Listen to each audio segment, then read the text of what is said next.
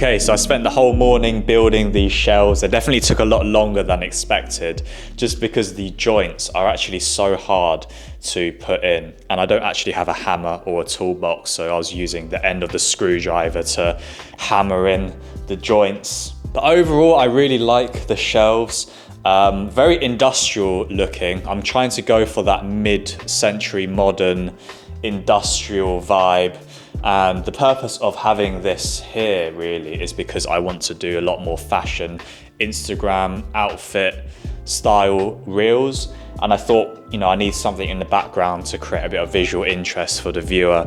So when it does come to doing the outfit videos, I'm going to move this table out of the way, move that IKEA shelf to where the table is.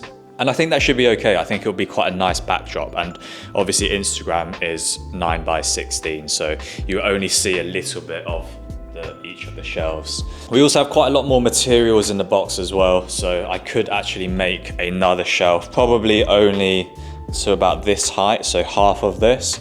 This is about 180 centimeters tall, this shelf. And for those who have been watching this channel for a long time, you would know that I've had a lot of issues with figuring out what to do with this large bit of wall here. So I guess this is the start of, updating this living room area. So let me know what I should add to the living room area. Should I add more plants? Maybe I can add some more plants up here that, falls down a little bit.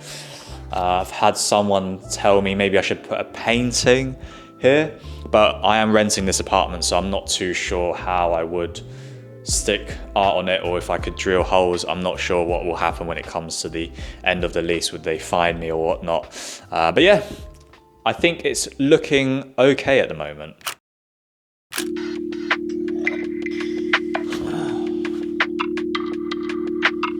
All right, I'm going to share a few things that I picked up over the past couple weeks. All of these things are fashion bits and bobs that are going to contribute to the sort of content that I want to be making more of on Instagram. So I picked up a couple of boots, and the first ones are these Massimo Dutti Chelsea boots. I never owned any Chelsea boots in my life, and I just think that I think I need to start dressing a little bit better, maybe a bit more smart casual to formal, rather than just wearing tracksuits, sneakers all of the time. And then the second pair are these Timberlands. So these ones are not the classic beige Timberlands, although I do want to get those. These are just the normal black ones. I can't remember the exact model of these, but these are actually waterproof. So I have no excuse to go into London now on a rainy day, because I don't have to worry about getting my shoes wet anymore. So I really like these boots, and the sort of style that is going around in the men's fashion world over the past couple of years is sort of baggy jeans with boots or sneakers. And I feel like they do look pretty good. You can dress it up, you can dress it down, and I think it looks pretty smart. I feel like I look a bit more my age as well, wearing all these items, so those are good. And on the topic of baggy trousers, I got these trousers here from Zara. These are kind of like suit trousers, but they are wide-legged, and these are the ones that I wore to the Mickey 17 premiere. Pretty good. I mean, I don't think it's the best of quality coming from Zara, but they do have a nice fit, a nice silhouette, and I do really like these. You compare them with the Chelsea boots. I'm not too sure how it will look with the Timberlands, but these are some trousers that would be pretty good to wear on a more smart casual day. And then the last item that I bought is this jacket from Cole Buxton. So you would have seen the previous jacket from Cole Buxton, the one that I said looks kind of like a beanbag because it was quite shiny. I did return that, and I picked up this one, which is a lot better. This doesn't have a hood. If you remember, the hood on the previous jacket didn't really sit right. It looked like I had it up and then I didn't put it down correctly. So I just thought, I'm not gonna get a hood anymore. And if it does rain, then who cares? This jacket is a boxy crop fit, I believe is what they are calling it nowadays. And it has a ribstop texture. So one thing that I'm working on more is just trying to find my own style. And I think I'm leaning towards that minimalistic streetwear, nothing too outrageous, no big fancy logos. And I'm leaning into colors like black, gray, maybe beige, you know, those kind of earthy tones, those dark tones. And when I do buy items of clothing, for example, this is black, but if you do look closely, there's a bit of texture on it. So I think that's kind of the way I want to move, is from afar, it might look just like, you know, normal black, normal boring colors. But then when you look up closely to the garment itself, then you'll see some texture and it gives it a bit more character. So that's kind of why I ended up buying this jacket. I think it's really nice. And I think it has a very good fit as well for what my style is. Okay, so there's a lot of people who are looking to grow on Instagram and they don't really know where to begin. I've been on Instagram for almost 3 years now. It was my first social media platform that I've been posting on. So I thought I'll share with you a few of my experiences in my time growing an account. So I started off doing the whole dark aesthetic, motivational, cinematic style of content where you would have a motivational speaker in the background, some pretty upbeat trap music, and then you'll cut different scenes of you training to that audio. And at the time it was very trendy. I kind of caught on to it at a very good time, and that's kind of how I ended up growing my account. And the number one tip that I can give you guys is consistency, which I know is very, very, very cliche. It's something that everyone talks about with anything, oh, consistency, discipline, whatever you want to call it. That is ultimately the number one thing, because when I was growing my account, I was posting every single day, without fail, no matter what. Even if I had loads of work, I will try and squeeze in an edit during a break here and there. I'll get my work done, maybe 5 minutes here, I'll do it, wouldn't eat lunch, whatever. I'll get a video out. And I'll attribute all of that success to posting every single day and having that mindset where I'm going to persevere no matter what. Now, consistency isn't the only thing, because you can be consistent when your views are doing really well, when your engagement is doing really well. It's easy to be consistent when everything is going your way. At the beginning, when you're building an account and you're starting off from zero, you have that perseverance and hustle mindset no matter what, because you are nothing at that level. Even now I'm nothing. You've got 0 followers. So whatever you post, there isn't really a benchmark that you will have of your content. So you don't know how many views you're gonna get. You might get a couple thousand here and there, and that would be really good. But when you hit maybe 10,000 followers and every single reel you're getting at least 50,000 to 100,000 views, it's easy to be consistent, because you're like, oh yeah, I'm excited to post a reel the next day because I know that I'm gonna get the views. And it happened to me in, I think, May 2023, my views just tanked. I just stopped getting the engagement that I had. I went from getting between 50,000 to 100,000 views pretty much every single video, at least in the 20K views, to maybe less than 10K. And at that point, I became very demotivated and I stopped being consistent. You're spending so much effort filming, editing this content, putting yourself out there, which already is a big step for most people, is to just put their face on social media. And I think that's something that, you know, perseverance doesn't have, because you can persevere, but when something, you know, brings you down, when life knocks you down, are you able to get up and are you able to continue to do, you know, what you set yourself out to do is, which is to post every single day. So number 2, detach your emotions from your content. So tip number 3, which I don't think is super important at this stage in the Instagram era that we're in, which is finding your niche. A lot of people do say, you know, you really have to niche down.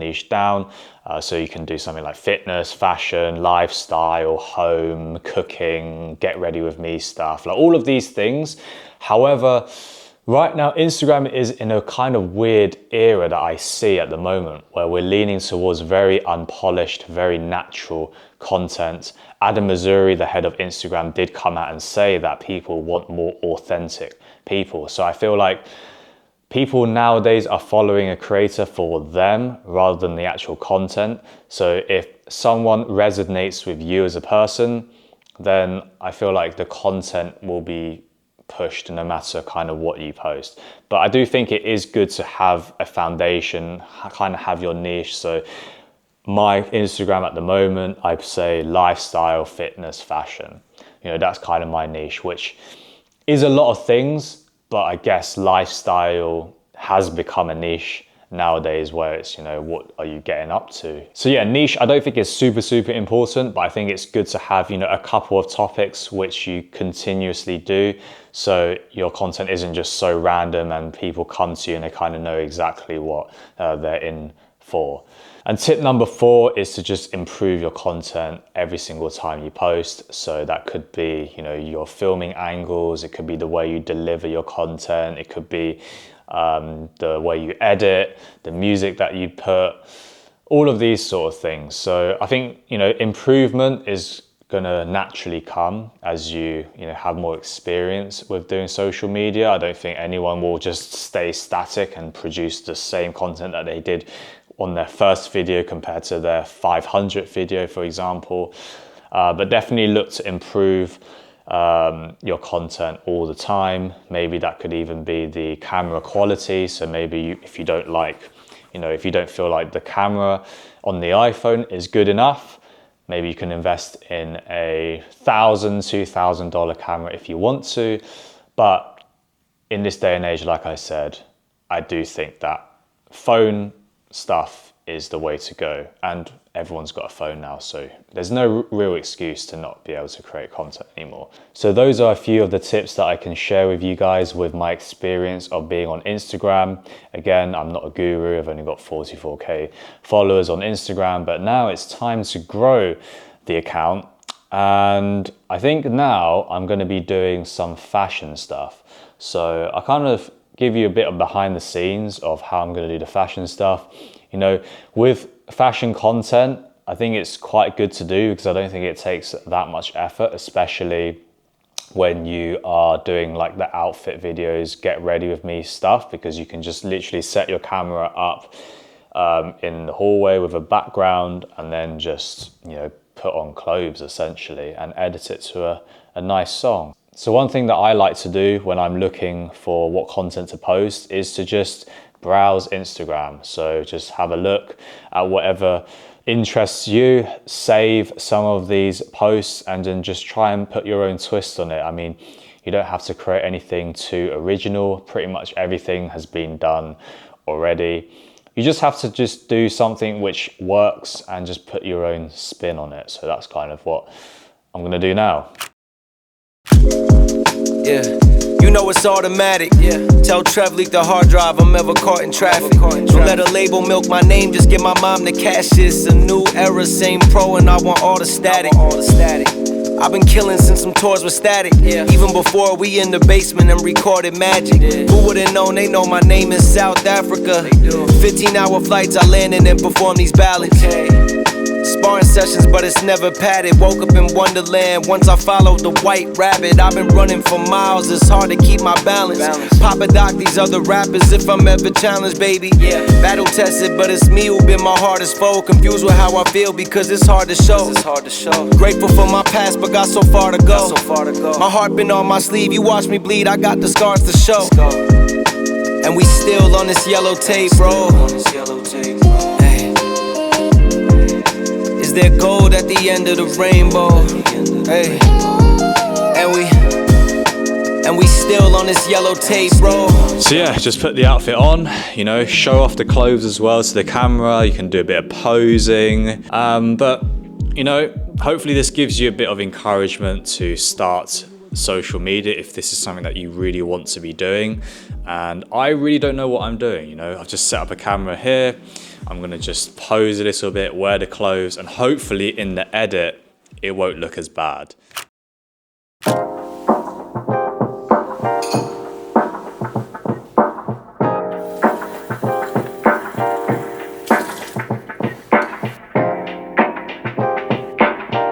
It's currently the 23rd of February, and today we are heading off for our 23-kilometer long run. So it's week 14 out of 23. So, you know, getting closer and closer to the end of our training block. This one is going to be a very tough one, I think, because, you know, this is going to be the third 23-ish kilometer distance that I have run in my life. But the pacing doesn't seem too bad. You know, we've got 5 kilometers at conversational pace to begin with, then 5 kilometers at 5:55, then 11 kilometers at 5:25 minutes per kilometer, which is supposed to be my target marathon pace. So I think if I can hold this pretty well and I'm not super fatigued towards the end of the run, then I'll be pretty good, and I'll be very happy, actually, to be honest, because the goal of this marathon, because it's my first one ever, I just want to complete it. I'm not really going for any sort of times. I'd love to get sub 4 hours, obviously, but you know, I just want to complete it. I don't want any accidents towards the end of the race. You know, I went to watch the London Marathon about 4 years ago. I was literally like 1 kilometer before the finish line because everyone was like cheering. And there was one guy who like shat himself beforehand. And I was like, oh God, I can't imagine the feeling of like almost being at the end and then you have an accident like that and then everyone's watching you and then you're being carried away by the paramedics. But anyway, I digress. For fueling, I've got 3 of these raspberry Science and Sports electrolyte gels. I know a lot of you have commented BHP, is it? Bear Fitness, the guy from Nick Bear, his gels are apparently pretty good. But I just haven't got around to buying any of them. So obviously they sell these in Holland and Barrett's or any supermarket. So I was like, you know what, I'll just get these quickly. I always buy these gels like literally the day before the run because I realized, oh, I actually need to have gels for the run. This time I've bought water because the last session that I did, 23 kilometers, about probably a month ago now, I didn't bring any water, which was a very rookie mistake of me because I started getting a bit of cramp in my calf about 7 kilometers to the end, and I kind of pushed through. And yeah, I don't really want to do that because this is supposed to be training. It's not supposed to be, you know, going all out and then you're dead afterwards. I still want to be able to, you know, do stuff with my day on the Sunday. And then I also got these Dextrose energy tablets right here. Some people say that they take a gel before they actually go out running. These are getting quite expensive, you know. These aren't cheap. These are like a £1 something a pop. So this whole thing is like 80p. So if I have a couple of these beforehand, let me just see. I actually don't know my fueling strategy, so I'm kind of testing it out as people tell me to. And we will see what works, and then I'll stick with that. Oh, for breakfast actually as well, Cocoa Pops. Obviously I'm not going to go for a run straight after I eat this, but maybe about in an hour time, let it digest a little bit, have something in the system just to, you know, a bit of carbohydrates. So yeah, that's pretty much what I'm eating and what I'm going to be fueling on this 23 kilometer long run. So I'll catch you in about an hour when we actually head off. There's a lot of wind today on this run. Currently 3.5 kilometers in. Having to push a lot harder than I would like. Also carrying a lot more stuff as well today. Got 3 gels, got the bottle of water. So yeah, we'll just see how it goes. Just had my first gel at 6 kilometers. I think I'm gonna do every 6 or 7 Ks. Got 3 gels, so I think that works out pretty well. But man, it's so windy. So not too sure how much I'm going to vlog today because I just want to concentrate on the run. So yeah, probably just be scenic scenes.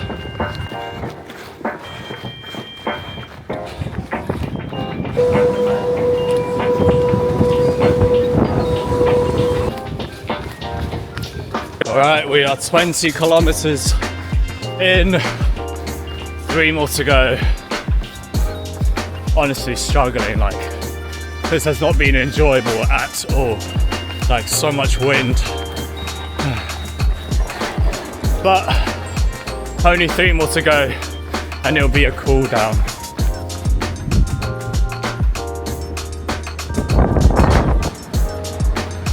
Oh man, that was hard.